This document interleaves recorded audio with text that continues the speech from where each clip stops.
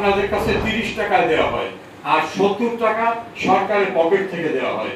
এটা নিয়ে খেয়ে ফেলবেন না, বেঁচে ফেলবেন না, এটাকে যত্ন করবেন, এটাই আপনার সম্পদে পরিণত হবে। ঠাকুরগাঁয়ের কৃষকরা কীটনাশকের দাবি করছিল, তাদেরকে রাস্তায় পুলিশ গুলি করে মেরে ফেলেছিল।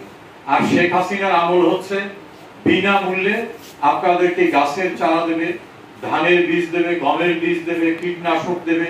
একটা সময় ছিল কনসার্টে কৃষকরা সার চেয়েছিল, কীটনাশক চেয়েছিল, তাদেরকে সার কীটনাশক তো দেওয়া হয়নি, গুলি করে, পাখি যেরকম গুলি করে মারে ওইভাবে নির্মম ভাবে মেরে ফেলা হয়েছিল। ঠাকুরগাঁয়ের কৃষকরা কীটনাশকের দাবি করছিল, তাদেরকে রাস্তায় পুলিশ গুলি করে মেরে ফেলেছিল। আর শেখ হাসিনার আমল হচ্ছে বিনামূল্যে আপনাদেরকে গাছের চারা দেবে, ধানের বীজ দেবে, গমের বীজ দেবে, কীটনাশক দেবে, ট্রাক্টরে আপনারা অল্প টাকা দেবেন, বাকি টাকা সরকার দেবে। আপনারা যারা এই সাম্প্রতিক দুর্যোগ রিমেলে ক্ষতিগ্রস্ত হয়েছেন, যে তাদেরকে আবার যাতে ঘুরে দাঁড়াতে পারে সেই জন্য ফলজ গাছ, অন্যান্য গাছ এবং কৃষির উপকরণ এগুলো তাদের ভিতর বিতরণ করা হবে। এই গাছ নিয়ে এবং অন্যান্য যা কিছু দেওয়া হচ্ছে এটা নিয়ে খেয়ে ফেলবেন না, বেঁচে ফেলবেন না, এটাকে যত্ন করবেন, এটাই আপনার সম্পদে পরিণত হবে। শেখ হাসিনা সরকার কৃষি বান্ধব সরকার।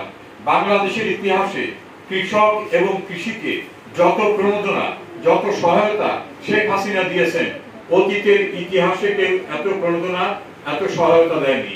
আপনাদের কাছে 30 টাকায় দেওয়া হয় আর 70 টাকা সরকারের পকেট থেকে দেওয়া হয়। আমাদের বিজ্ঞানীরা বিভিন্ন ভাবে বহুমুখী চাষ করতে পারে, বছরে 3 বার চাষ করতে পারে এমন কিন্তু শস্যের গবেষণা করে উৎপাদন করছে। যেখানে লবণাক্ত পানি, এই লবণাক্ত পানিতে লবণ সইতে পারে এমন ধান উৎপাদন করছে।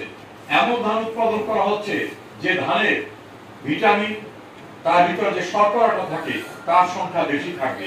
এভাবেই অতীতে কিন্তু কেউ করে না। কৃষি খাতে এই সরকার যত বরাদ্দ দিয়েছে অতীতের কোন সরকার কিন্তু এত বরাদ্দ দেয়নি।